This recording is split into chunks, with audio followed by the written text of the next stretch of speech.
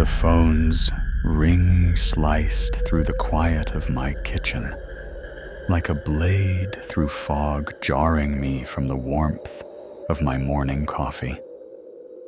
It was barely 6, the Colorado dawn still bleeding purple across the mountains outside my window.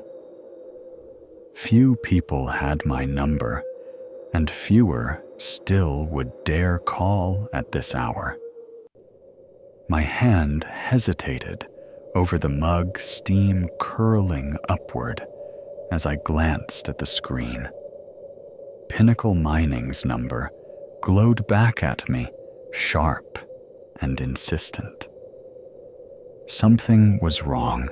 Griffin speaking, I said, my voice steady despite the knot forming in my gut. Griffin, it's Bob. His tone was clipped, not the usual warmth I'd come to expect from years of working together. We've got a situation at the mine.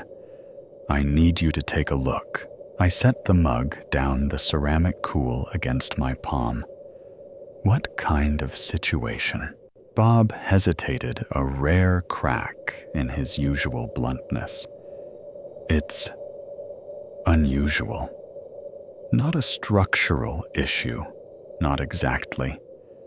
I'd rather not get into it over the phone. Can you make it to the office by 9? I leaned back in my chair, already mentally cataloging my gear, measuring tools, lights, sensors.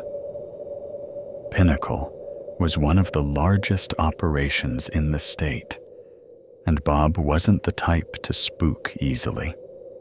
If he was dodging details, this wasn't a collapsed beam or a gas pocket. I'll be there, I said, glancing at my empty calendar. My last job had wrapped 2 days ago, leaving me restless. Whatever this was, it was better than sitting idle. The drive to Pinnacle's headquarters took me through winding mountain roads, the peaks casting long shadows over the valleys below. The air was crisp, carrying the scent of pine and damp earth. But my mind churned with questions. Bob's voice had carried an edge I couldn't place. Nervousness, maybe, or something heavier. I tightened my grip on the wheel, the hum of the truck's engine, a steady anchor against the unease creeping up my spine. At the office, Bob met me at the entrance, his broad shoulders slightly hunched, his usual confidence dimmed. He led me through the building's sterile halls without a word, bypassing the usual chatter about weather or past projects. The silence felt thick, pressing against my chest. He's hiding something. I thought my boots echoing on the polished floor. Coffee, he offered, closing his office door behind us. Already had 3 cups, I said, settling into the chair across from his desk. What's going on, Bob? He sank into his seat, rubbing his mustache, his eyes darting to the folder on his desk before meeting mine. We hit something in the new excavation tunnel, about 2,000 feet down. Structural issue, I asked, leaning forward. No? He shook his head, his voice low. It's a door. I blinked, waiting for the punchline. When none came, I pressed a door like an old shaft entrance, not like any mining structure I've ever seen. Bob's fingers twitched toward the folder. It's Stone Griffin. carved with symbols no one can identify. And it's cold, unnaturally cold. I raised an eyebrow. Skepticism warring with curiosity. How cold? The team recorded a 17-degree drop within 3 feet of it. No explanation, no source. He slid the folder toward me. The miners won't go near it. 3 quit yesterday, and the rest refused to work that section. I opened the folder, scanning the reports. Depth measurements, temperature readings, and rough sketches of symbols, curved lines intersecting with geometric shapes, stared back at me. None of it made sense. Why call me instead of an archaeologist? Bob's voice dropped lower. The miners are spooked. They're talking about whispers, Griffin. Old mining legends, things that don't belong 2,000 feet underground. I need someone who knows deep excavation and won't lose their head over ghost stories. I skimmed the depth charts again. 2,000 feet was deeper than any known human activity in this region.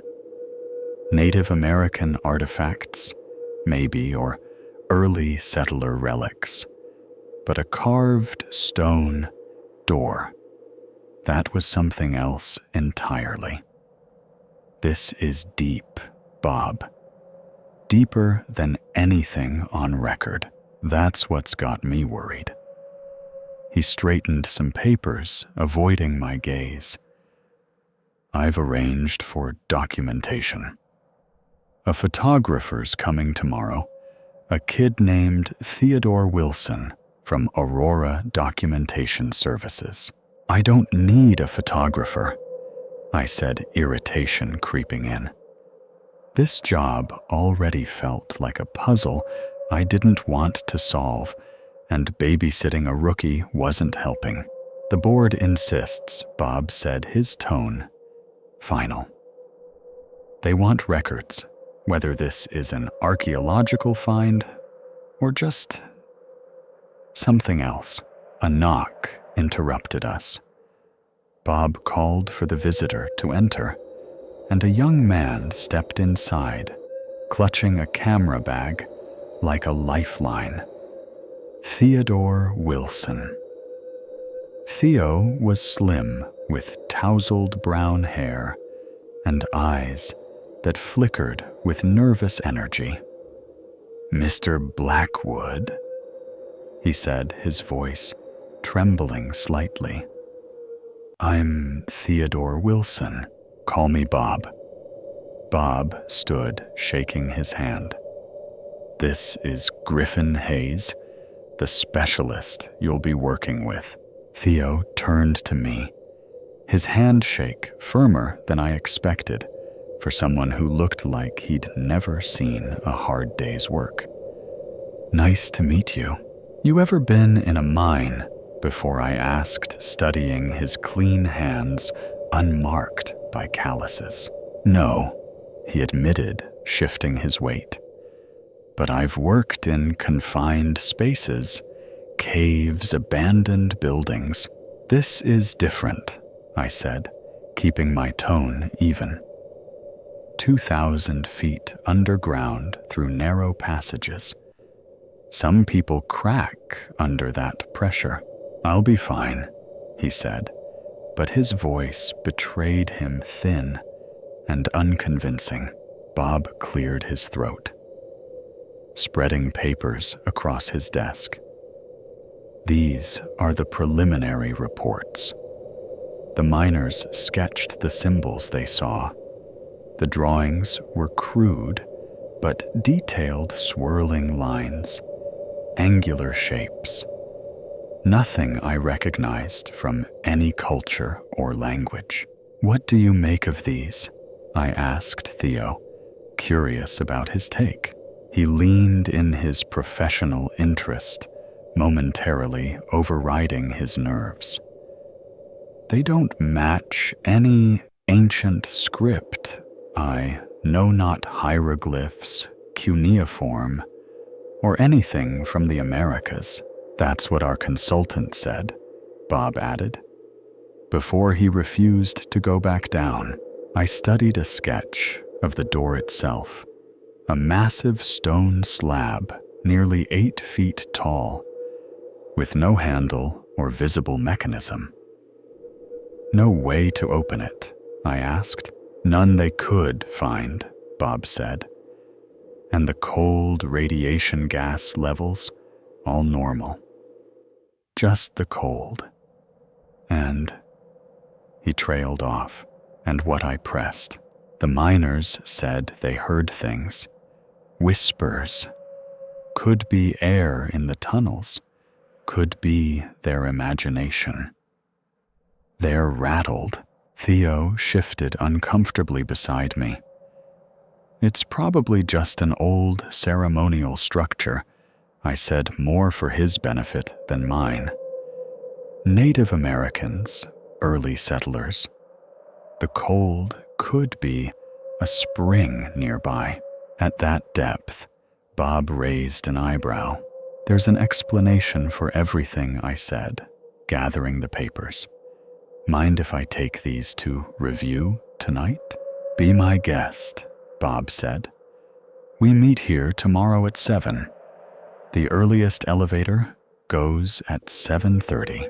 Theo and I walked to the parking lot together, the folder heavy in my hand. First time documenting something like this? I asked. Yes, he said, adjusting his camera bag. I usually do construction sites, new buildings, sometimes historical renovations.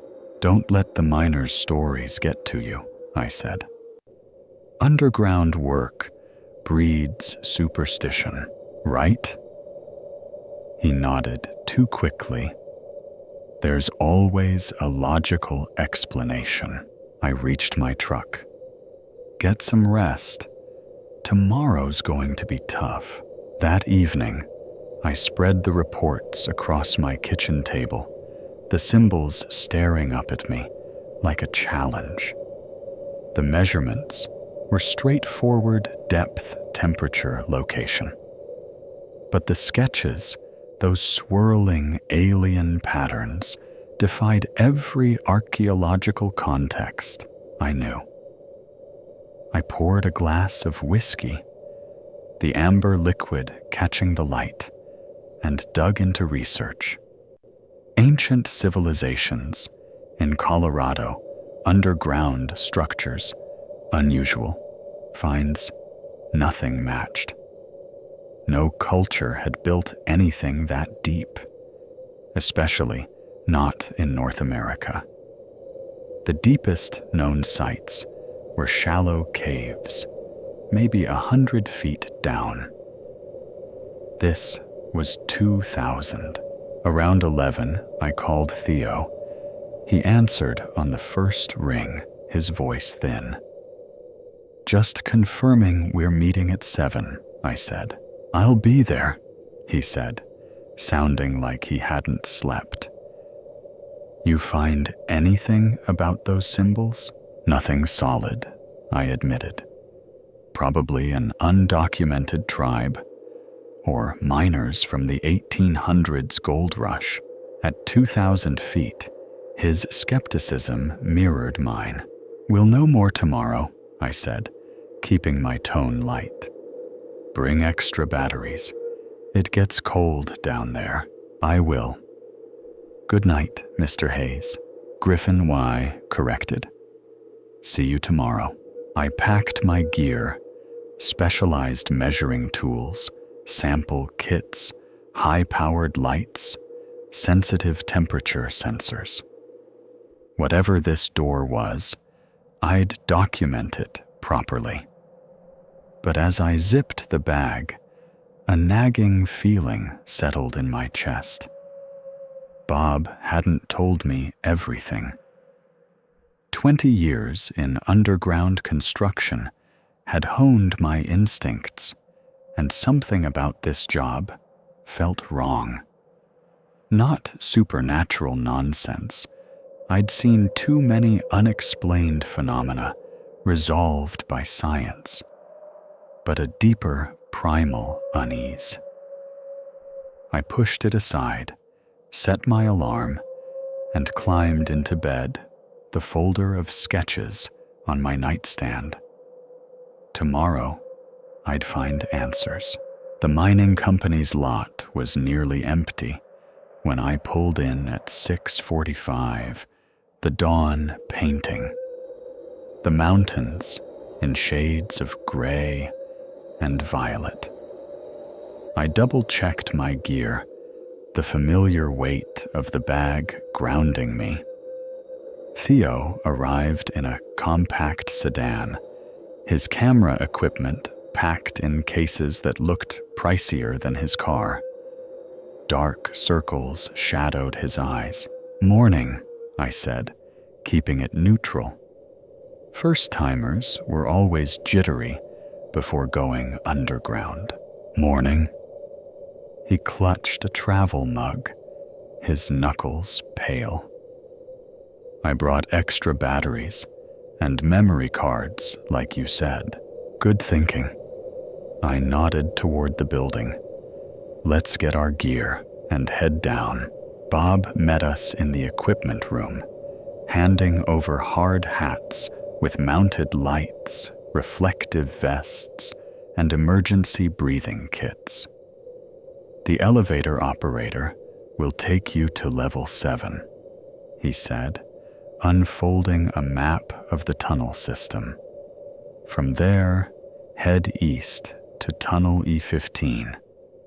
The door's at the end, about 2,000 feet down." "Any changes since yesterday?" I asked, studying the map's red-inked route. "Nobody's been down there," Bob said. "The crew refuses to go back." Theo shifted his weight, adjusting his camera straps. I pocketed the map, shouldering my bag. "Anything else we should know?" Bob hesitated, his eyes flickering. "Just be careful. Whatever that thing is, it's not normal." The main elevator was a steel cage, all grating and exposed machinery. I stepped in first, Theo following his steps, cautious. The operator nodded. "Level 7. "That's right," I said. "You the guys checking out that door thing?" He asked, his tone neutral, but his eyes sharp. "We are." "You seen it?" He shook his head.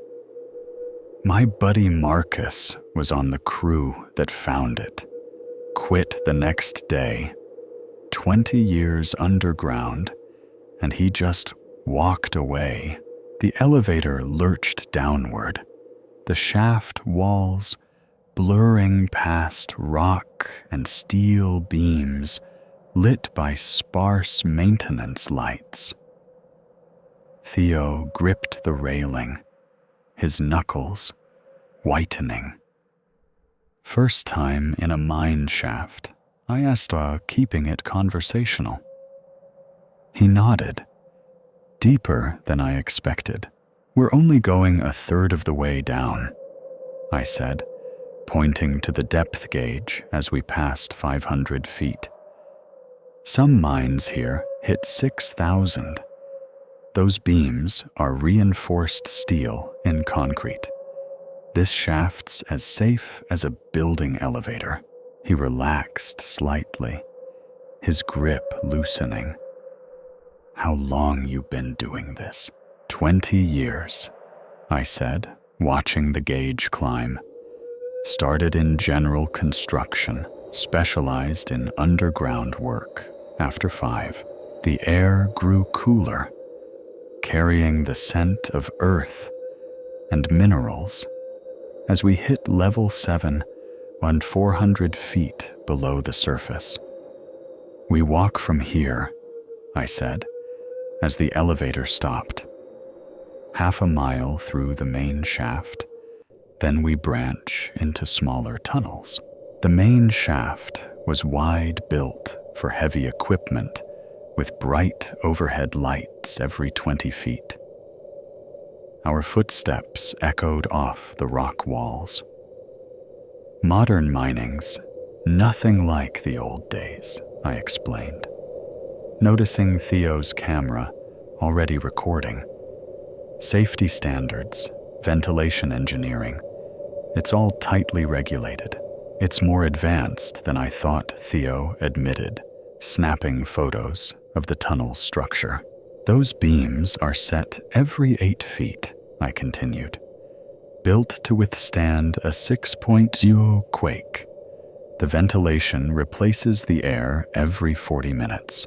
We reached a junction, the map guiding us east into Tunnel E.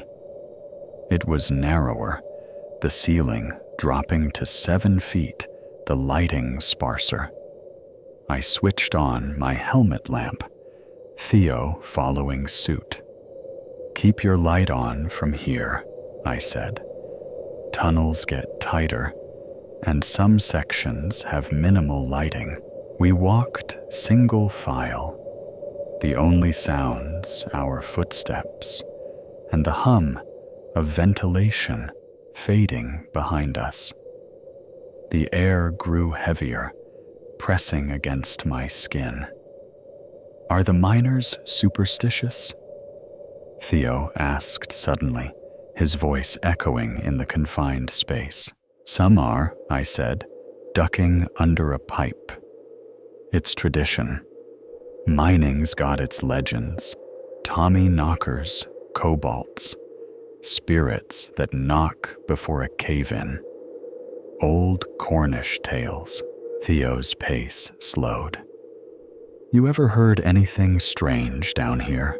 Rock shifting, water, dripping air, moving through cracks," I said. "All explainable." We passed junctions marked E12, E13, E14, each tunnel rougher, with visible drill marks and temporary lighting. The air turned colder, a subtle shift, at first, then undeniable. "We're close," I said, checking the map. Tunnel E15 was crude, its walls jagged, the lights strung haphazardly. My helmet beam caught the end of the tunnel 50 feet ahead, where a chamber opened. And there, in the center of the far wall, stood the door. It wasn't just a door. It was a presence, ancient and wrong, carved from stone that didn't belong. Nearly 8 feet tall, its surface crawled with symbols, swirling patterns, and sharp angles that seemed to shift in the light. Even from this distance, I felt it a cold that wasn't just temperature, but something deeper, sinking into my bones, whispering of things that shouldn't exist. "There it is," I said, my voice barely above a breath, as the weight of what we were about to face pressed down on us both. The cold hit me first, not like winter's bite, but a deeper, unnatural chill that clawed into my bones, whispering of things that didn't belong in our world.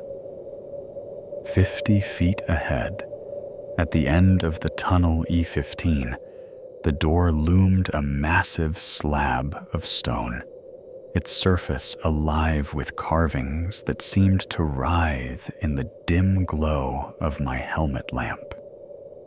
It wasn't just an object. It was a presence, ancient and wrong, pulling at something primal inside me. I froze, my breath catching as the air grew heavy with a silence that wasn't empty, but watchful. This wasn't a door. It was a warning.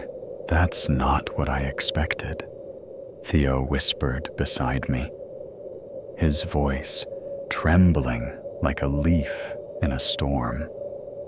His camera hung limp in his hands, forgotten for the moment, as he stared at the monolith before us. I forced my legs to move each step heavier than the last as we approached, cautiously. The cold intensified, a sharp, piercing force that turned our breath to fog in the air. "Feel," that I asked, extending my hand into the frigid zone. My fingers ached instantly, as if dipped in ice water. 17 degrees colder, just like the report said. Theo nodded, his eyes wide, raising his camera with shaking hands. "I'll get some wide shots first, then the symbols." I pulled out my notebook and measuring tools, trying to anchor myself in routine. Up close, the door was even more unsettling. Nearly 8 feet tall, 4 feet wide, and impossibly smooth. It was carved from a stone I couldn't identify, denser than granite, darker than basalt, with a sheen that caught the light in ways that hurt to look at too long. The symbols covering its surface were intricate, a maze of swirling spirals and angular shapes that seemed to shift when I blinked. They weren't just carvings. They were deliberate, precise, as if etched by hands that knew secrets no human mind could grasp. "This stone isn't from these mountains," I said, running my gloved hand along the edge. The cold burned through the fabric, forcing me to pull back. "It's too heavy, too alien." Theo's camera shutter snapped rapidly, then stopped. "Damn it," he muttered, frowning at the display. "It's not working." "What's wrong?" I asked, turning to him. "It was fine a minute ago, but it won't capture the door." He pressed buttons, his movements frantic. "The lens focuses, but the image won't save." "Try a backup battery," I suggested, though a knot tightened in my chest. The cold might be messing with it. He swapped batteries, his fingers fumbling in the dim light, but his expression grew darker. Still nothing. He pulled a second camera from his bag, powered it on, and aimed at the door. After a few attempts, he lowered it, his face paling. "This one's dead too.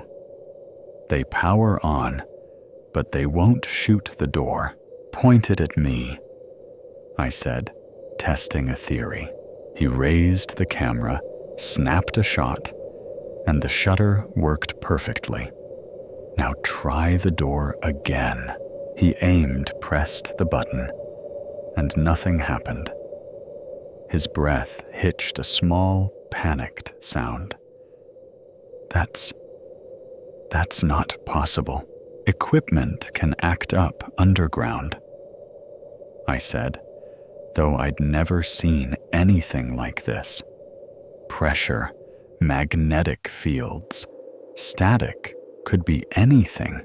Theo stepped back, aiming from a distance, and managed a blurry shot of the door within the tunnel's frame. But when he moved closer, both cameras failed again.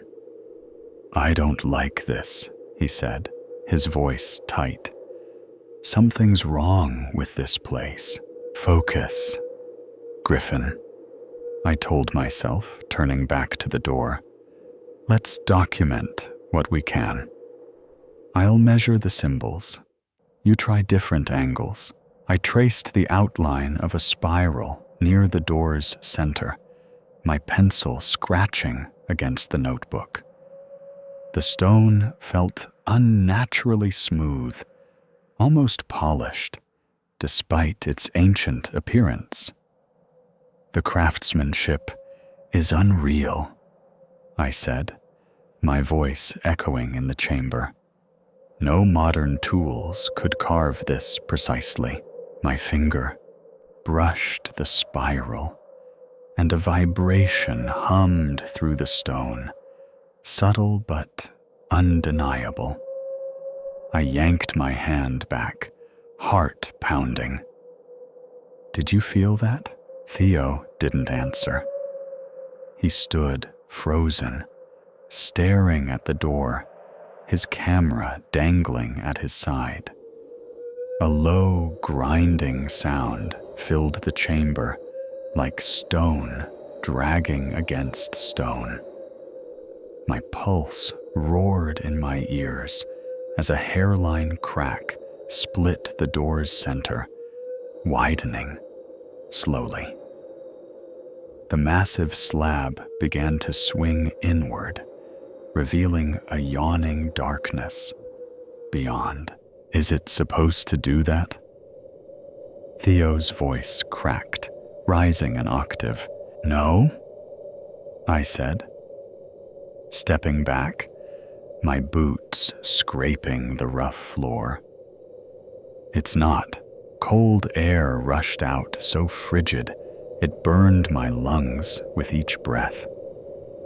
My helmet lamp dimmed its beam, struggling to pierce the void. The scent hit next metallic, sharp, yet oddly organic, like blood, mixed with rust. The door opened fully, and what lay beyond defied everything I knew about the world. The tunnel should have ended in solid rock, the mountain's heart unyielding for miles. Instead, we stood at the edge of a cavern so vast it swallowed my light.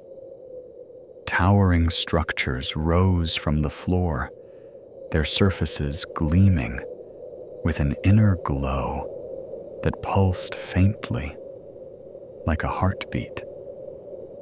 They weren't buildings, not in any human sense. They twisted at angles that hurt my brain, curving in ways that shouldn't be possible. Bridges of the same strange material spanned the void, connecting platforms that seemed to float without support. "My God," I whispered, taking an involuntary step forward. "What is this place?" The cold wrapped around me, sinking deeper than skin, as if the cavern itself was alive, aware, watching. Theo remained at the threshold, his breath coming in short, panicked bursts. "We should go back," he said, his voice trembling. "Report this. Get more people." I shook my head. My eyes locked on the nearest structure, a spiraling column that shimmered like liquid metal, yet felt organic under my gaze. This is the discovery of a lifetime. We need to document it. I stepped deeper into the cavern, my boots silent on the smooth, polished floor. The air carried that metallic, organic scent, heavier now, clinging to my throat. My light caught the column's surface, revealing faint carvings, more symbols, like those on the door, but larger, more complex. I reached out, my fingers hovering over the surface. It was warm, a stark contrast to the freezing air, and it vibrated, faintly, like a living thing. "It's warm," I said, surprised, glancing back at Theo. He stepped through the doorway, his reluctance palpable. "How is this possible? We're inside a mountain. There's no space for something this big." "I don't know," I admitted, my voice low. "Maybe a sealed-off, natural formation, millions of years old. Or something built by someone." The words felt inadequate. These structures weren't human. They followed no design. I could comprehend their angles, defying geometry, their glow, defying physics. I pulled out my notebook, sketching the nearest column's outline, noting the symbols' patterns.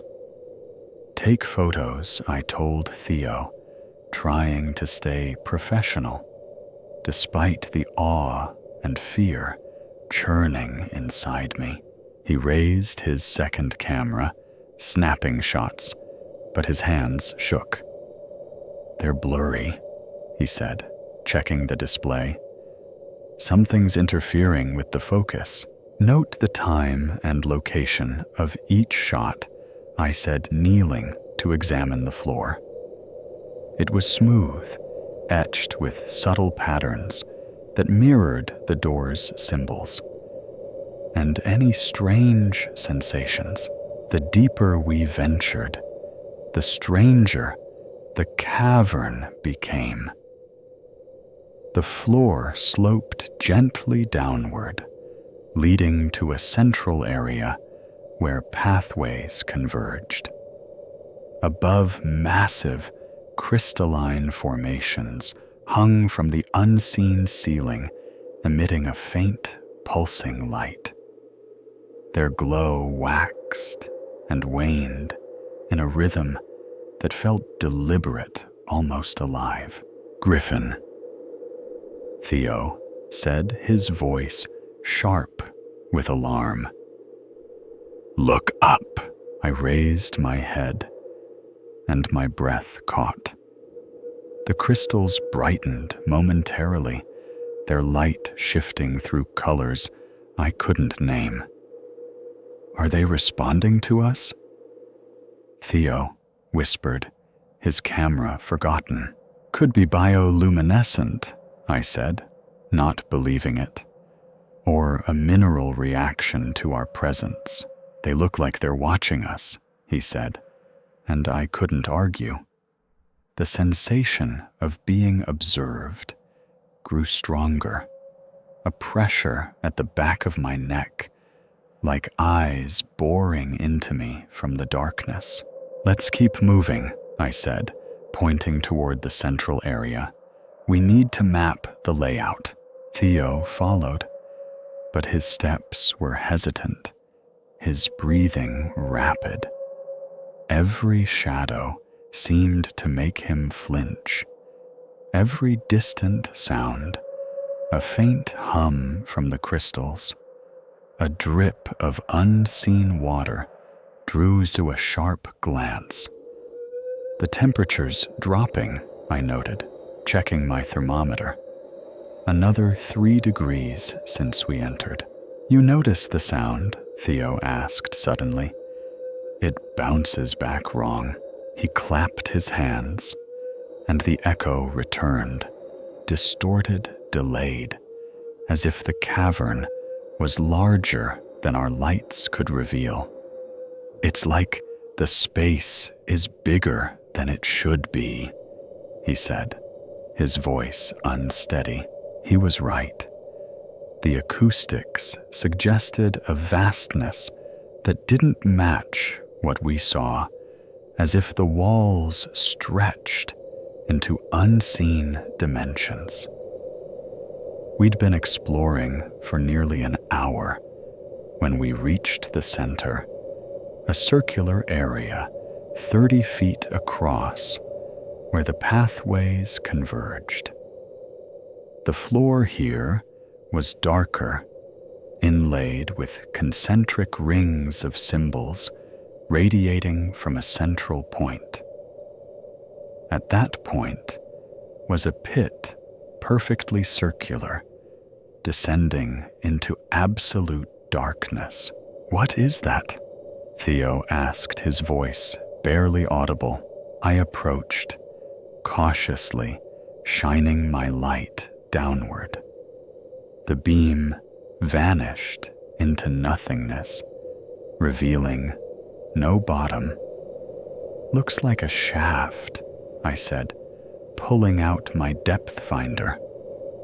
The device flashed an error, even though it was rated for 3,000 feet. Too deep for the sensor. Theo moved to the pit's edge, drawn despite his fear. He leaned forward, his light beam swallowed by the void. "I think I see something moving down there," he said, his voice trembling. "Be careful." I warned, stowing the depth finder. That edge might not be stable. He didn't respond, his body rigid, eyes fixed on the depths. Something was wrong. I stepped toward him. "Theo," he recoiled suddenly. Stumbling backward with such force, he nearly fell. His face was drained of color, eyes wide with a terror so raw it stole my breath. "We need to leave," he gasped, backing away from the pit. "We need to leave now." "What did you see?" I asked, moving toward the edge. Curiosity overriding the dread pooling in my chest. He grabbed my arm, his grip bruising. "Don't look, please." His voice cracked a plea born of primal fear. "We have to go, now." The desperation in his eyes stopped me cold. But the scientist in me, the part that needed answers, won out. "Just tell me what you saw." He shook his head, already turning toward the exit. "Can't describe it. Shouldn't be possible. Nothing should move like that." I faced the pit, my light piercing the darkness. At first, I saw nothing, just an endless void. Then, far below, something shifted. Not a solid shape, but a movement within the darkness itself, like currents in an ocean of shadow. It swirled, reformed, expanded, and contracted its patterns, suggesting a consciousness that made my skin crawl. The longer I stared, the more I felt a pressure behind my eyes, a sharp pain, as my brain struggled to process what it saw. Shapes emerged, folding, twisting, extending into spaces that shouldn't exist. "Griffin." Theo's terrified voice snapped me out of it. "We need to go." I tore my gaze away. A thin trickle of blood, warm against my upper lip. Whatever was down there looking at it felt like staring into a void that could unravel my mind. "You're right," I said, wiping the blood. "Let's go." Theo was already running his helmet light, bouncing wildly as he fled toward the distant doorway. "Slow down," I called, sudden fear spiking through me. The cavern felt unstable, its air thicker, heavier. "We need to move carefully." He didn't hear me or didn't care. His panicked footsteps echoed strangely distorted by the cavern's unnatural acoustics. I quickened my pace, my gear clanking against my back, when a deep, grinding sound rumbled from above like stone tearing free. I looked up my light, catching a massive slab breaking loose directly above Theo's path. "Theo, stop!" I shouted. "Look out!" He glanced back at me, confusion flashing across his face instead of up. In that split second, the rock fell a monstrous weight, plummeting toward him. "Move!" I lunged, knowing I was too far. The stone struck with a sickening force, pinning Theo to the floor. The impact rang through the cavern, a sound that seared itself into my memory, followed by a silence so absolute it felt like the world had stopped breathing. I reached him seconds later, my hands shaking as I dropped to my knees.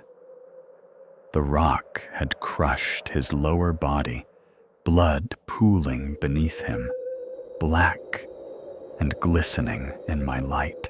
"Theo," choked my voice raw. His injuries were catastrophic, a mess of shattered bone and torn flesh I couldn't look at directly. His eyes found mine, clear, despite the pain that must have consumed him. "You saw it," he whispered, blood bubbling at his lips. "In the pit." I nodded, fumbling for a way to move the rock, knowing it was futile. It weighed hundreds of pounds, immovable. "We'll get help," I lied, my voice breaking. "Just stay with me. It knows we're here now," he said, each word a struggle. "What waits below? It's waking up." His hand gripped my wrist, weak but desperate. "Don't let anyone else come through. The door has to stay closed. Save your strength," I urged, tears burning my eyes. "We'll talk when we get out."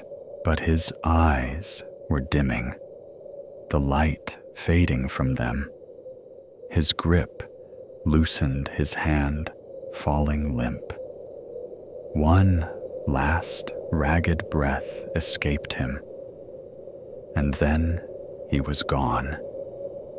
I knelt beside him, shock and grief crashing over me, the cold air of the cavern prickling my skin like needles. In the distance, the crystals pulsed faster, their light brighter, as if the cavern itself was reacting to Theo's death, or worse, to his warning. I wasn't alone anymore. Something had changed. The air felt alive, charged with a presence I couldn't see, but could feel like a predator circling in the dark. Theo's blood soaked the floor, darker than it should have been, as if the cavern was drinking it in. I had to get out. I had to close that door. And I had to make sure no one ever opened it again. The moment Theo's life ended, the cavern swallowed all sound, leaving a silence so crushing it felt like the weight of the mountain itself had settled on my chest. I knelt beside his broken body, my hands trembling, slick with his blood, as the cold air of this unholy place burned my throat. His eyes, once flickering with nervous determination, now stared blankly at the pulsing crystals above, their light dancing in a rhythm that seemed to mock the life that had just been stolen. Something was awake now, and it was watching me. The air grew heavier, a tangible force pressing against my skin, and I felt it, a presence not seen, but felt like a shadow cast by something vast and unknowable. Blood pooled beneath Theo, black and glistening, seeping into the smooth alien floor as if the cavern was feeding on it. My hands pressed against the massive stone that had crushed him, its surface coiled and unyielding, a silent monument to my failure. My fingers slipped in the warm, sticky blood, and a wave of nausea churned in my gut. "I'm sorry," I said, my voice cracking in the oppressive silence. The words were futile, a desperate attempt to hold on to some shred of control in a place that defied reason. Theo's final warning echoed in my mind. It knows we're here now. It's waking up. I couldn't shake the image of his face pale and contorted with terror as he spoke those words. His hand had gripped my wrist, weak but desperate, as if he could anchor himself to life through me. Now that hand lay limp, his fingers curled slightly still, smudged with the dust of this cursed place. I touched his face, my gloved hand trembling, and closed his eyes. The gesture felt hollow, a ritual from a world that no longer applied here. The crystals overhead pulsed faster, their sickly green light casting shadows that slithered across the cavern's walls. Each pulse was a heartbeat, a rhythm that synced with the dread pooling in my chest. I froze as a subtle shift in the air brushed against my neck, not a breeze, but a change, like the moment before lightning strikes. My helmet lamp flickered its beam, struggling to hold against the darkness that seemed to press closer. I didn't dare look toward the pit where Theo had seen that swirling, impossible darkness, but its presence tugged at me, a siren call, urging me to turn, to see, to understand. "Don't look," I told myself, my breath fogging in the frigid air. My hands moved to the rock again, pushing against it with all my strength, but it didn't budge.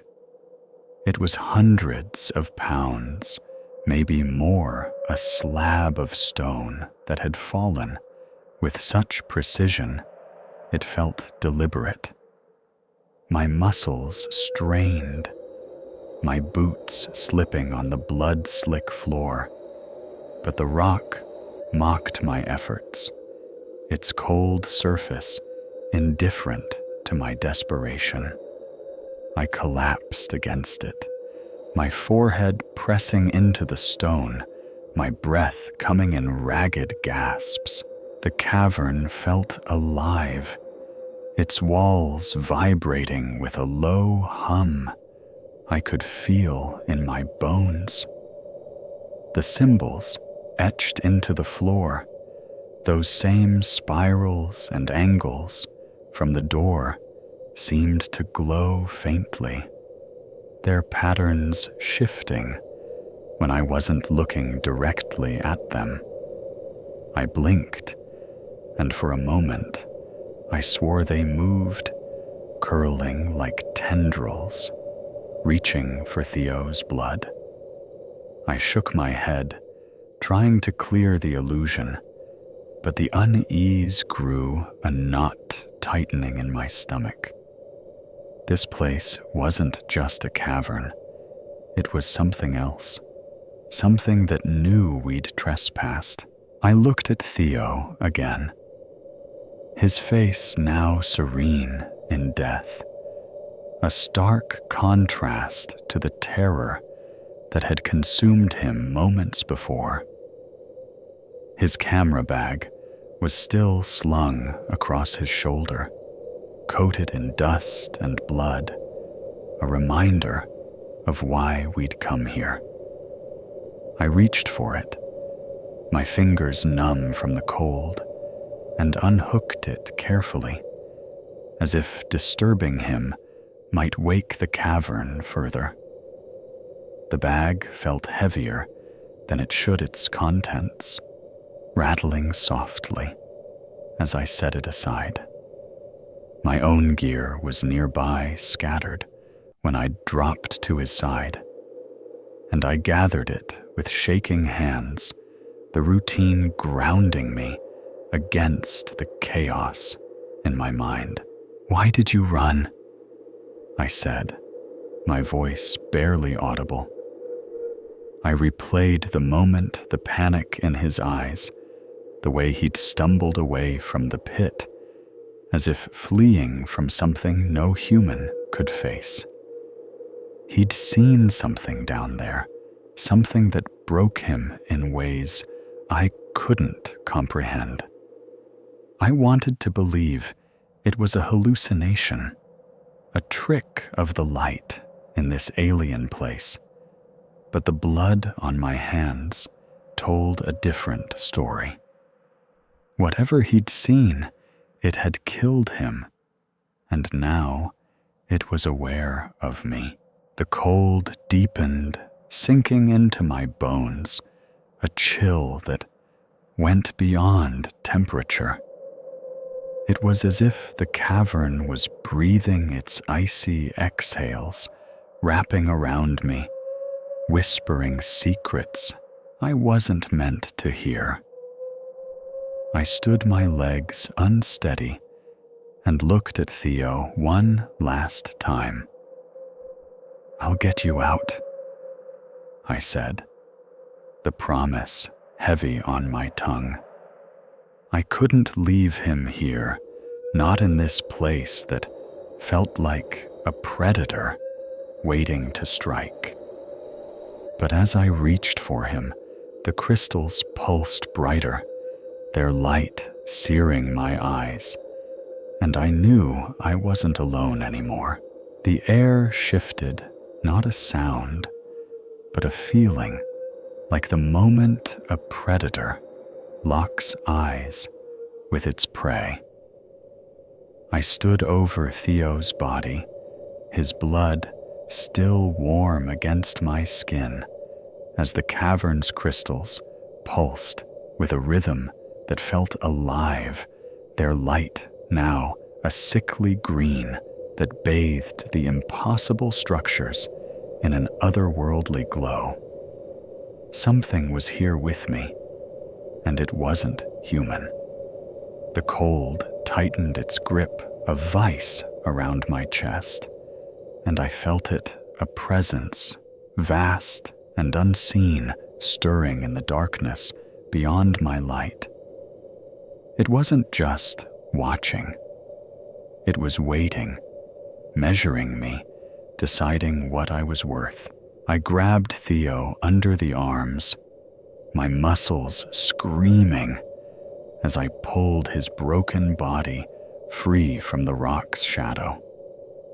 The blood smeared across the floor, a dark trail that seemed to pulse in time with the crystals above. My boots slipped, and I nearly fell the weight of his body, dragging me down.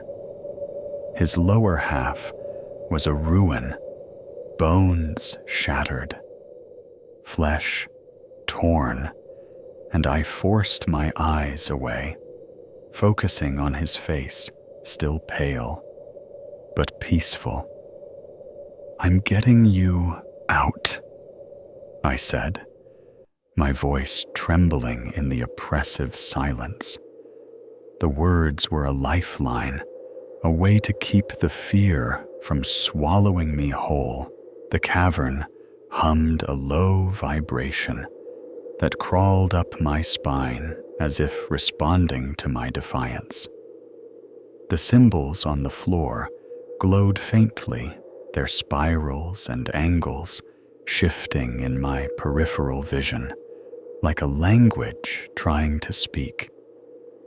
I hoisted Theo over my shoulders, his blood soaking through my jacket, warm and sticky against the freezing air. Each step was agony, my knees buckling under the weight, but I couldn't stop. The presence was closer now, a pressure at the back of my neck, like fingers brushing my skin. My helmet lamp flickered its beam, dimming for a heartbeat before flaring back. In that brief darkness, I heard it whispers, not human, not even close. They were jagged, guttural weaving through the air in a language that twisted my thoughts. My heart pounded a frantic rhythm that drowned out everything but the need to move. I tightened my grip on Theo, his body a dead weight that grounded me against the terror clawing at my mind. "Don't look back," I told myself, my breath fogging in the cold. The doorway was far, a faint rectangle of lighter darkness against the cavern's glow.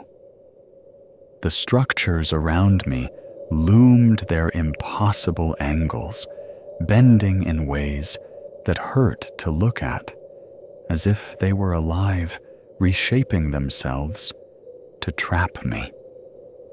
The crystals pulsed faster, their light searing my eyes, and the whispers grew louder, more insistent. They weren't just sounds. They were a presence pressing against my skull, urging me to stop, to listen, to understand. I shook my head, focusing on the doorway, on the promise of escape. The air thickened heavy with that metallic, organic scent, like blood mixed with rust. It clung to my throat, making each breath a struggle.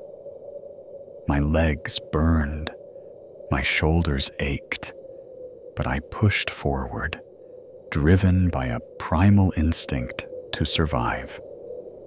Theo's blood dripped down my back, a steady rhythm that matched the crystal's pulse, as if the cavern was marking my progress.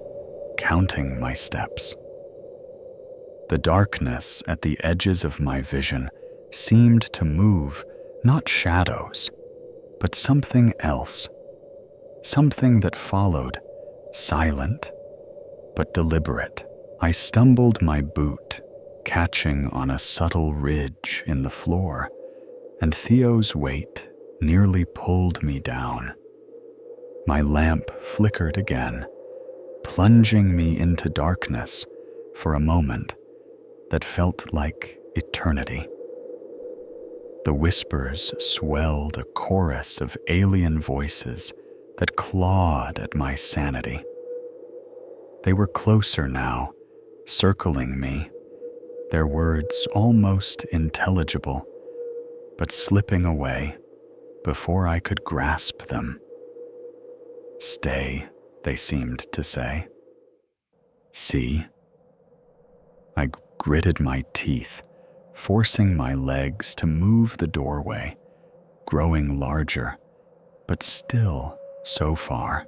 The cavern's walls seemed to close in their glowing structures, twisting into shapes that defied logic. I saw bridges spanning the void platforms, floating without support, all pulsing with that same sickly light. The symbols on the floor glowed brighter, their patterns shifting as if guiding me or luring me deeper. I resisted the urge to look back to see if the pit was still there, its swirling darkness waiting to claim me. Theo's warning rang in my ears. Don't let anyone else come through. The presence grew stronger, a weight that dragged at my soul. It wasn't just behind me, it was everywhere, permeating the air, the walls, the very ground beneath my feet. My lamp dimmed again, and in the darkness, I saw it a flicker of movement, not solid, but fluid, like the darkness itself was taking shape. My breath caught, and I quickened my pace, ignoring the pain in my body, the fear in my mind. The doorway was closer now, its stone frame etched with those alien symbols, their curves and angles seeming to writhe as I approached. "I'm not leaving you here," I said to Theo, though he couldn't hear me. The words were for me, a vow to keep moving, to carry him out of this nightmare. The whispers grew frantic, a cacophony that threatened to drown out my thoughts. The crystals pulsed in time with my heartbeat, their light now a blinding green that seared my eyes. I was running out of time. Whatever was here, it didn't want me to leave. The cavern groaned a deep guttural sound that shook the ground beneath my feet, as if it was angry I dared to leave. I ran, Theo's broken body slung over my shoulders, his blood soaking through my clothes, a warm contrast to the icy air that burned my lungs. The doorway loomed ahead, its stone frame a beacon in the chaos, but the distance felt infinite, stretched by the cavern's unnatural geometry. Something was chasing me, and it wasn't far behind. The whispers roared in my ears, a chorus of alien voices that clawed at my sanity, urging me to stop, to turn to face what followed. My helmet lamp flickered its beam, struggling to pierce the darkness that seemed to thicken with each step. The crystals overhead pulsed frantically, their sickly green light casting shadows that danced like living things, mocking my desperate flight. The air was heavy, saturated with that metallic, organic scent clinging to my throat, making each breath a battle. My legs burned, my shoulders screamed under Theo's weight, but I couldn't stop.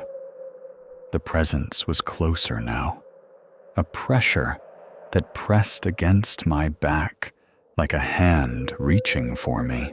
The symbols on the floor glowed brighter, their spirals and angles shifting as if alive, guiding me or trapping me. I stumbled, my boot catching on a ridge, and Theo's body nearly slipped from my grasp. I caught him, my muscles straining, and kept moving my eyes fixed on the doorway. The whispers grew louder, more insistent, their jagged words weaving through my mind, promising answers if I'd only look back. Don't look, I told myself, my breath fogging in the frigid air. The pit was there. I knew it, its swirling darkness waiting to pull me in. A grinding sound erupted above, like stone tearing free, and I risked a glance upward. My light caught cracks splintering across the ceiling, fragments of rock trembling, as if the cavern was trying to crush me too. It doesn't want me to leave. I thought, terror spiking through me. I broke into a sprint, Theo's body bouncing against my shoulders, his blood dripping down my back, a steady rhythm that matched the crystal's pulse. The doorway was close, its symbols glowing faintly, taunting me with the promise of escape. The whispers became a command, a voice that wasn't human, but felt alive, pressing against my skull. Stay. See. My lamp flickered again, plunging me into near darkness, and in that moment, I saw it, a flicker of movement in the shadows, not solid, but fluid, like the darkness itself was taking form. My heart pounded a frantic rhythm that drowned out everything but the need to reach the door. I pushed harder, ignoring the pain in my body, the fear in my mind, the weight of Theo dragging me down. The cavern's structures loomed their impossible angles, twisting in my peripheral vision, as if reshaping themselves to block my path. Bridges spanned the void, platforms floated without support, all pulsing with that sickly light. The symbols on the floor glowed brighter, their patterns shifting, as if urging me to stay, to become part of this place.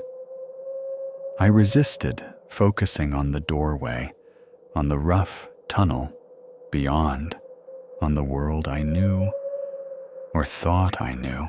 The grinding sound returned louder, and I felt the ground tremble beneath my feet.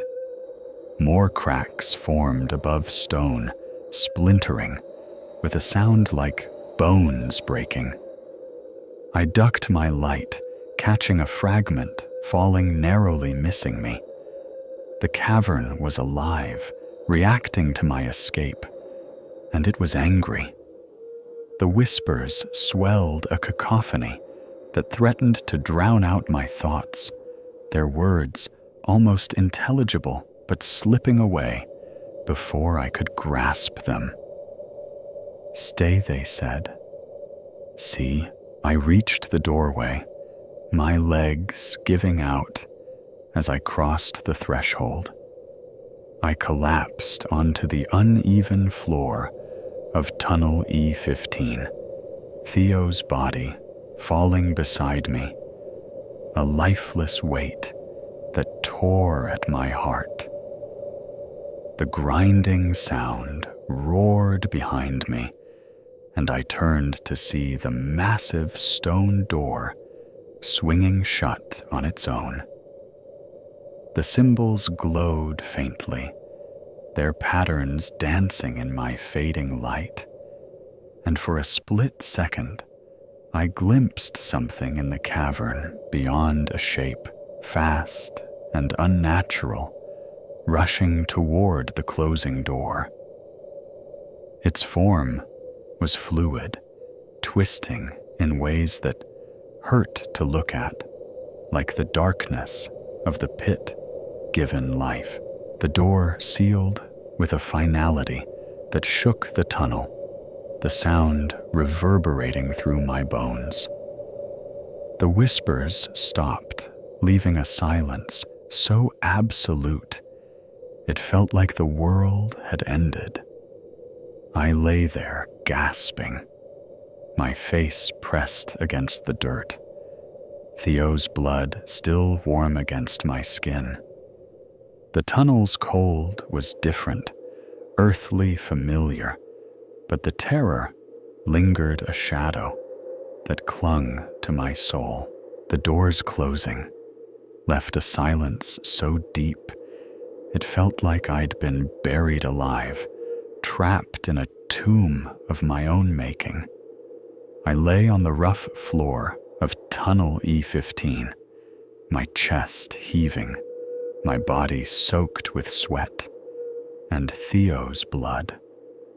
The cold stone beneath me was a stark contrast to the cavern's unnatural chill, but it offered no comfort.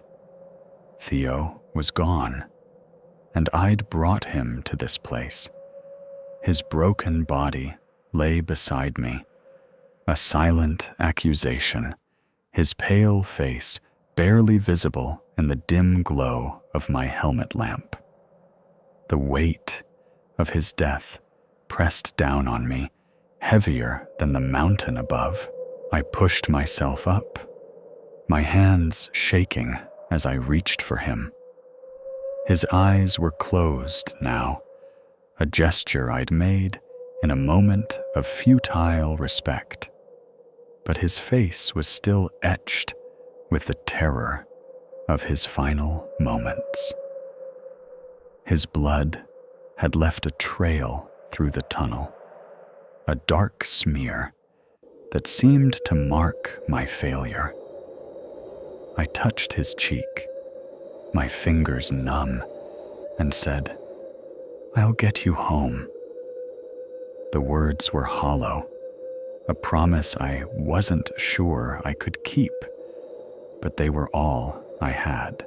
The camera bag was still looped around his shoulder, coated in dust and blood, a relic of our doomed mission. I unhooked it carefully, as if disturbing him might wake the cavern again. My own gear was nearby, scattered in my panic, and I gathered it with trembling hands, the routine a fragile anchor against the chaos in my mind. The tunnel felt different now, its silence oppressive, as if the doors closing had sealed more than just the cavern. I looked at the door, its smooth surface now indistinguishable from the tunnel wall, as if it had never existed. But I knew better. I knew what lay beyond, and I knew it had seen me. The whispers lingered in my mind, faint now, like echoes of a nightmare I couldn't shake. They weren't gone. They were waiting, biding their time. My lamp flickered its beam, casting long shadows that seemed to move when I wasn't looking. I stood my legs unsteady and began the grueling task of dragging Theo's body back through the tunnel. Each step was a battle, my muscles screaming, my mind replaying the moment the rock fell, the moment his life ended. The tunnel's walls closed in the sparse lights flickering as if mocking my struggle. I moved through E15, then E14. Each junction, a marker of progress, but also a reminder of how far I was from safety. Theo's blood left a trail behind us, a dark smear that felt like a mark of my guilt. The air grew warmer, the cold of the cavern fading, but the terror clung to me, a shadow that wouldn't let go. My shoulders ached. My hands blistered, but I couldn't stop. I had to get him out, had to report what we'd found, had to make sure no one ever opened that door again. The main shaft was wider, its overhead lights harsh against my eyes. I set Theo down for a moment, my back against the wall, trying to catch my breath. My clothes were soaked, the metallic scent of his blood overwhelming. I closed my eyes, and for a moment, I saw the pit again, its swirling darkness, its impossible movement. It knows we're here now. Theo's words were a chain around my heart, binding me to this nightmare.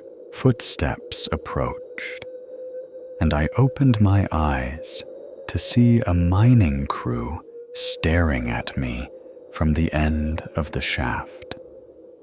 Their faces were a mix of shock and fear, their eyes darting from me to Theo's mangled body.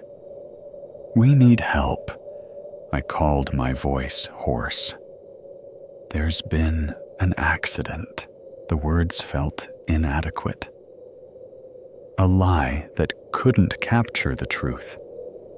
How could I explain the door, the cavern, the thing in the pit?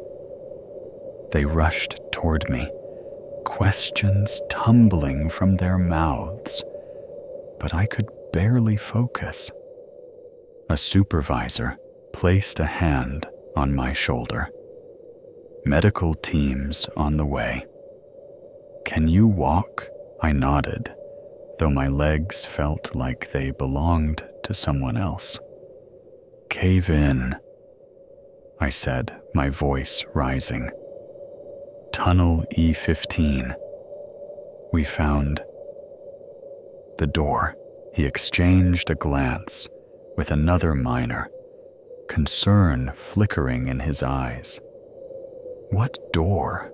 "The stone door," I insisted, my hands clenching.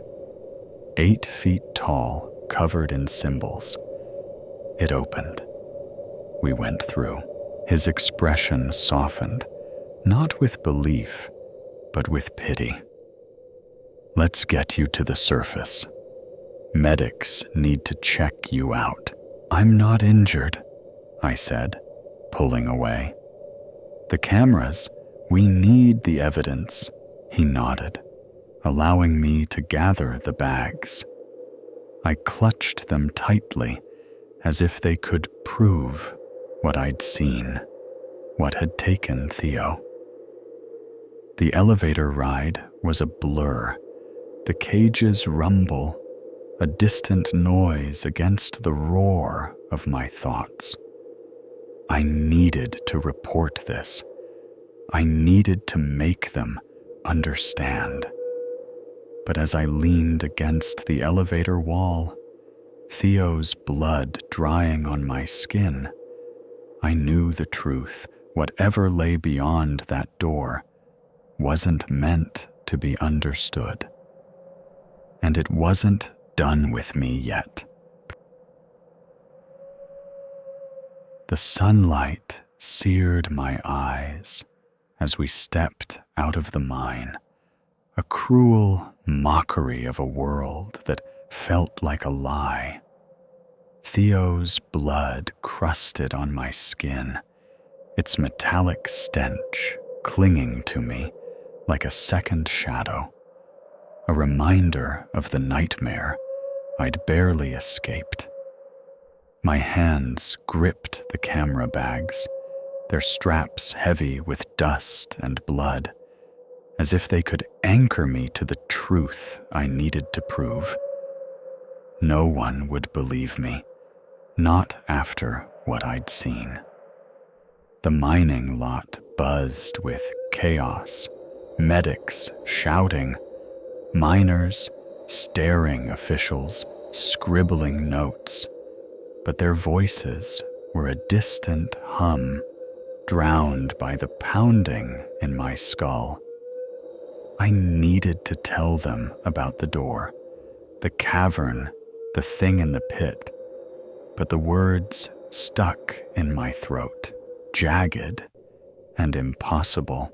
Bob pushed through the crowd, his face pale as he saw the stretcher carrying Theo's body, a tarp failing to hide the blood soaking through. Griffin. What happened down there? His voice trembled, a mix of fear and something sharper, doubt, suspicion. I couldn't tell. I met his gaze. My voice raw, scraped from hours underground. The door in E15. It opened. We went through. There was a cavern, structures that shouldn't exist, a pit with something moving inside. Theo, he didn't make it. The ceiling collapsed on him. Bob's hands clamped onto my shoulders, his fingers digging into my flesh. Slow down. What door? The stone door you're talking about. Yes. I said, the words spilling out frantic. Exactly like you described. 8 feet tall, carved with symbols. I traced one, and it opened. Theo was taking photos when it happened. The cavern was massive, impossible, with glowing structures, and his eyes widened, and he glanced at the miners nearby, their stares heavy with unease. Griffin, he said, his voice dropping to a whisper. There's no door in E15. The world tilted, my breath catching. What you sent us there? The map you gave me led to E15. He shook his head, his expression a mix of pity and alarm. E15 was sealed last week. Structural concerns. No one's been in there for days. That's not possible, I said, my voice rising, drawing eyes from the crowd. We were there this morning. You told us to document the door. You gave me the map." A paramedic stepped forward, his medical kit glinting under the floodlights. "Sir, I need to check you for injuries." "I'm not injured," I snapped, pulling away from Bob's grip. "Listen to me. The door's in E15. It's dangerous. We need to seal that tunnel now." The paramedic exchanged a glance with Bob, a silent conversation that twisted my gut. "Let them check you out," Bob said, his tone soft but firm. "We'll talk about the door after." I let the paramedic guide me to an ambulance, his hands steady as he checked my pulse, my breathing, my eyes. My heart raced, my skin clammy, but there were no cuts, no bruises. Only Theo's blood staining my jacket, my hands, my soul. The medic wiped it away with antiseptic, but the scent lingered sharp and accusing. "You're in shock," he said, his voice clinical. "We'll get you cleaned up." Police arrived. 2 officers approaching with notebooks opened their faces carved from stone. The older one spoke first, his pen poised. "Mr. Hayes, we need your account of what happened." I swallowed, the air cold in my lungs, and told them everything. The descent into the mine, the door's unnatural cold, the cavern's impossible vastness, the pit's swirling darkness, Theo's death under falling stone. Their expressions didn't change, but I saw the doubt in their eyes, the way they glanced at each other when I described the structures that defied physics. "It happened in E15, I said, my voice steady, despite the tremor in my hands. 2,000 feet down. The door opened into something else. The younger officer tilted his head, a cavern that shouldn't exist inside the mountain. "Yes," I said, my fists clenching. Theo saw it too. It was real. "We'll need to investigate the scene." The older officer said, his tone neutral. "Would you show us the door tomorrow?" "Absolutely," I said, relief washing over me. "But be careful. Something's in there. Something that shouldn't be." The questions continued, their pens scratching endlessly, capturing my words, but not my truth. More officials arrived.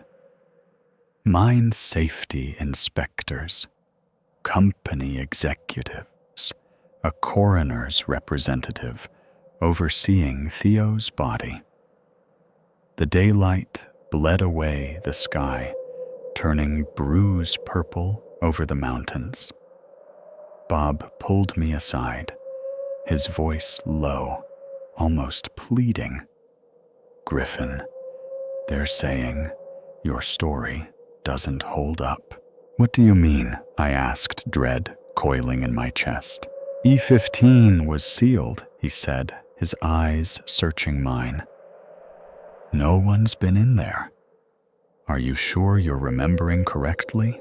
A crack formed in my certainty, a sliver of doubt that widened with his words. "I know what I saw," I said, anger flaring. "The map you gave me showed E15, He sighed, his shoulders sagging. You've been through hell. Memory can play tricks after trauma. I didn't imagine it, I said, my voice shaking. Theo died because of that door. Bob didn't answer his silence, louder than any words. I was sent home that evening, a police officer driving me since my truck stayed at the lot. The ride was silent, his glances filled with unease as if I were a bomb waiting to go off. My apartment loomed dark and unfamiliar, its walls pressing in as if the cavern had followed me home. I stood in the doorway, Theo's blood still caked under my nails, and wondered if I'd ever feel safe again. The camera bags sat on my kitchen table, their blood-crusted straps a silent accusation, daring me to prove I wasn't broken. I connected the first camera to my computer, my hands trembling, the screen's harsh glow casting shadows that seemed to shift in the corners of the room. The truth was in there. It had to be. Dozens of photos, loaded snapshots of the mine entrance, the elevator's steel cage, the tunnel's rough walls. But they stopped abruptly at the entrance to E15. Not a single image of the door, the cavern, or the nightmare that had stolen Theo. I checked the second camera, my breath shallow dread pooling in my gut. The last photo was a blurry shot of me at a tunnel junction. Nothing more. The evidence was gone, erased like it never existed. I sank into the chair, its wood creaking under my weight, and stared at the empty screen. My notes from the cavern were missing too, though I could still feel the pencil in my hand scratching against paper as Theo's camera flashed. Had I left them behind in my panic? Or had something taken them? Something that didn't want the truth to surface? The doubt gnawed at me, a relentless parasite whispering that maybe Bob was right. Maybe it was all a hallucination, a trick of the mind, born from darkness and fear. I poured a glass of whiskey, the liquid sloshing in my shaking hand, its amber glow catching the light like Theo's blood in the cavern. I downed it, the burn sharp but fleeting, unable to silence the questions tearing at me. 20 years underground, I'd trusted my senses, my instincts, my ability to read the Earth's secrets. But now, those instincts betrayed me, suggesting I'd imagined the doors, cold, the symbols' shifting patterns, the pit's unnatural darkness. Theo had seen it too. Hadn't he? Or had I dragged him into my delusion, leading him to his death? The phone rang, slicing through the silence, and I flinched, the glass nearly slipping from my hand. It was Bob, his voice heavy with regret. Griffin, the company's putting you on paid leave. Until the investigation's done, you're suspending me. I asked, my voice hollow. the whiskey sour in my throat. "We're giving you time to recover," he said, his tone practiced like he'd rehearsed it. "Our employee assistance program offers counseling. We strongly recommend it." I gripped the phone, anger surging through the fog of doubt. "You asked me to investigate the door. You knew something was wrong. Was it all a setup?" He paused, and I heard the strain in his silence. "I asked you to check something unusual. But a door to another world. Griffin, you're not yourself." I slammed the phone down, the sound echoing in the empty apartment. The walls felt closer, their shadows twisting in the dim light, as if the cavern had seeped into my home. I opened the folder of sketches I'd made from memory, the symbols crude but haunting their spirals and angles, a pale echo of the door's carvings. As I traced a spiral with my finger, the air grew cold, my breath fogging in front of me. A faint sound, like whispers, in a language no human could form, brushed against my ears, soft but insistent. I yanked my hand back, heart pounding the cold, fading as quickly as it came. But the whispers lingered in my mind, a promise of secrets I wasn't ready to hear. Sleep was a lost cause. Every time I closed my eyes, I saw the pit, its darkness swirling, pulling me in. Theo's voice echoed. "It knows we're here now." I tossed in bed, the sheets tangling around me, my skin slick with sweat despite the chill in the room. The apartment was quiet, but not empty. I felt it a presence just beyond my sight, watching, waiting for me to break. I paced the floor, the sketches on my table, a taunting reminder of what I'd lost. I needed answers, but all I had was doubt, a growing shadow threatening to swallow me whole. The whiskey bottle called, but I resisted, knowing it wouldn't quiet the voices, the ones in my head and the ones that weren't. I sat at the table, staring at the cameras, their lenses dark and accusing. Had they failed because of the cold, the depth, some magnetic anomaly? Or had something else interfered? Something that didn't want to be seen? I replayed every moment, the door's unnatural smoothness, the cavern's impossible vastness, Theo's terror as he fled the pit. It was real. It had to be.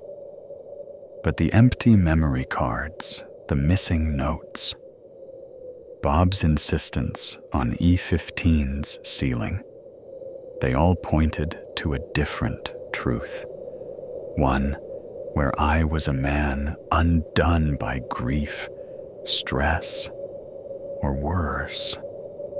I buried my face in my hands, the weight of doubt crushing me, and wondered if I'd ever trust myself again.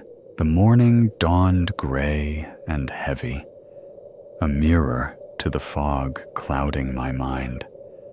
I stood before the bathroom mirror, my reflection, a stranger, eyes hollow, skin pale gray, streaking my hair like ash. Was I losing my mind? The question hung in the air, unanswered, as I shaved the stubble from my face. The razor's scrape, a faint anchor to reality. The police picked me up. As promised, the same officer from yesterday, driving in silence, his attempts at small talk dying under the weight of my thoughts. At Pinnacle's headquarters, a group waited. Bob, 2 officers, a mine, safety inspector, and an executive named Daniel Reeves, their faces a gallery of pity and doubt. Mr. Hayes. Reeves said, extending his hand, his smile thin and professional. I understand you'll show us this door you discovered. I ignored his hand, my voice steady, despite the tremor in my chest. Yes, but I'm warning you, it's dangerous. No one should open it. Noted Reeves said, his tone dripping with condescension. Shall we proceed? The descent was suffocating. The elevator cage rattling as we plunged into the earth, the air growing colder, heavier. The inspector checked gas levels obsessively, his device beeping softly, while the officers watched me, their eyes guarded, as if I were a puzzle they couldn't solve. We followed the main shaft to the junction, then into Tunnel E, my steps confident, despite the doubt clawing at me. I knew this path, every marker, every turn. E12 I announced at the marking. E13 and 14 are ahead, then E15 where the door is. Bob frowned, his voice low. Griffin, this section was due to be sealed last week. It wasn't, I said, pressing forward. We were here yesterday. I'll show you. We passed E13, then E14. The tunnels, narrowing their walls, rough and familiar, the string lights flickering overhead. My heart pounded as we approached E15, my chance to prove I wasn't mad. I turned the final corner, ready to point to the door, to silence their doubts. But where the tunnel should have continued, where the massive stone slab should have stood, there was only a solid rock face, unexcavated, untouched, as if the door had never been. This isn't right, I said, my voice shaking, my hands pressing against the rock. Its surface was cold, ordinary, nothing like the door's unnatural smoothness. The door was here, 8 feet tall, covered in symbols. There's no door, Mr. Hayes. Reeves said, his voice final, cutting through my desperation. I spun around, my breath ragged. I stood right here with Theo. We went through it. You have to believe me. The inspector stepped forward, his flashlight sweeping the rock. No tool marks, no blasting residue. This hasn't been excavated. That's impossible. I whispered, my fingers clawing at the stone, searching for any trace of the symbols. The cold, the truth. The officers exchanged a look, one I'd seen before, the look reserved for someone unhinged, someone to be pitied, not believed. Maybe you got turned around. One officer suggested his tone gentle but patronizing. It's easy to lose your bearings underground. I didn't get lost. I snapped, my voice echoing in the tunnel. I've worked underground for 20 years. This is the place. Bob approached his hand, hovering near my shoulder, but not touching. Griffin, could it have been something else? Gas exposure. It happens in deep tunnels. We have a man dead, I said, my voice rising, desperation bleeding through. Theo died beyond that door. His body's proof. Something happened. Mr. Wilson's injuries are consistent with a cave-in, the inspector said, his voice calm, clinical. But there's no evidence of collapse in this section. Because it happened beyond the door, I insisted, my words falling on deaf ears. I turned to Bob, my last hope. Show me the map you gave me. He handed over a folded paper, and I opened it, my hands trembling. The red inked route led to Tunnel D8, not E15. This isn't the map, I said, my voice hollow, the world crumbling around me. You gave me one for E15. It's the only map I've given this week, Bob said, his eyes filled with pity. I stared at the paper, my certainty shattering. Had I misread it?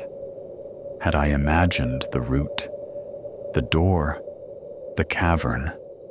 We retraced our steps to D8, a wider tunnel with active excavation.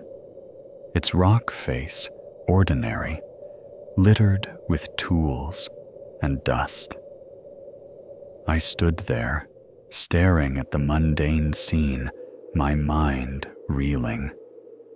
No door, no symbols, no cavern, just rock and silence, mocking my truth. The return to the surface was a blur. The elevator's rumble, a distant noise against the storm in my head. In a conference room, I faced the officials, their theories piling up like stones on my chest. Gas exposure is likely, the inspector concluded. It can cause vivid hallucinations without leaving traces. A company doctor added sensory deprivation in deep tunnels can trigger dissociative episodes. They spoke as if I weren't there, a problem to be explained away, not a witness to something beyond their comprehension. What about Theo? I interrupted, my voice raw. How do you explain his death?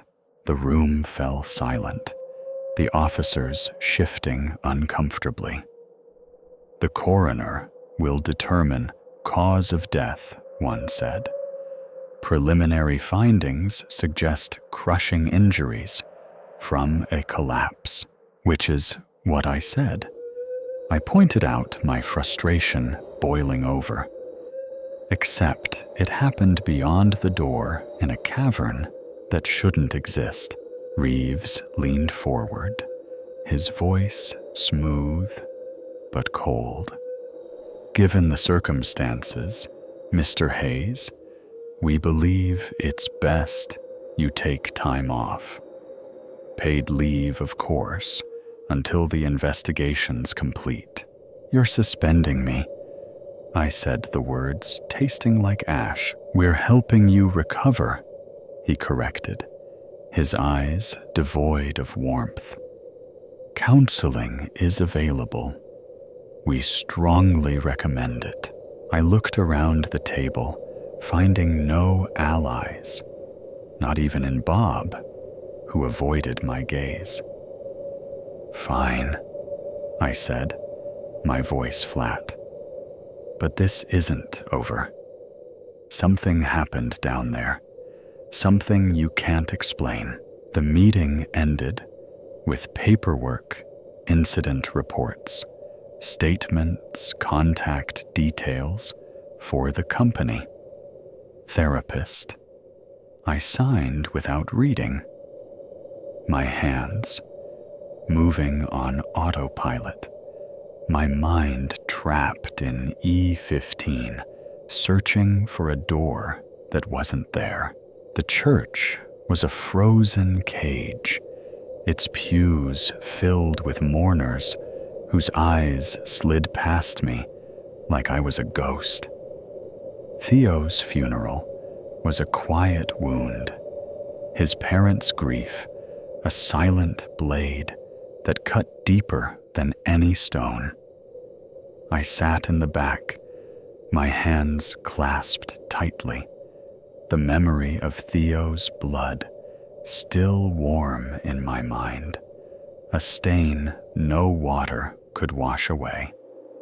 I'd led him to his death, and now I was alone with a truth no one would touch. The priest's voice droned his words of comfort, hollow against the images that haunted me. The door's cold, the cavern's glow, the pit's darkness, Theo's broken body under falling rock. His parents stood by the casket, their faces carved from sorrow, their glances toward me heavy with suspicion. They'd been told a story, a sanitized version of events that painted me as unstable, a man whose mind had cracked under pressure. I wanted to approach them, to explain what we'd found, to beg for forgiveness, but the words wouldn't form. How could I tell them about a door that didn't exist, a cavern that defied reason, a thing that had seen us and claimed their son?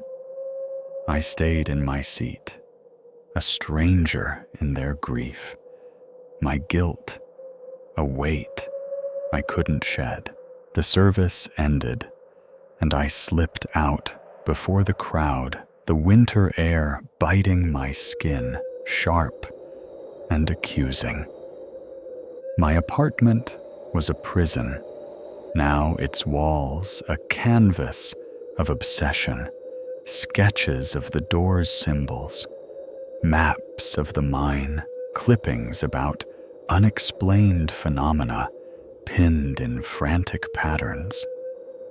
The cold spots came daily pockets of air that turned my breath to fog, bringing whispers in a language that wasn't human.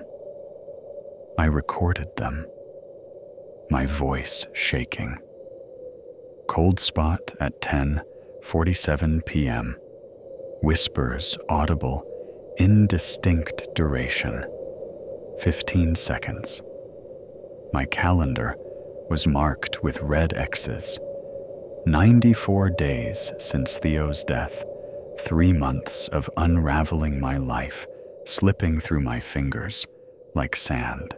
Nightmares owned my sleep, the same every time, standing at the pit's edge, the darkness swirling below. Something rising toward me, its form twisting in ways that hurt to see. Theo's voice echoed faint but clear. It knows we're here now. It's waking up. I woke, gasping. Sweat soaking my sheets, the cold lingering in my room like an unwelcome guest.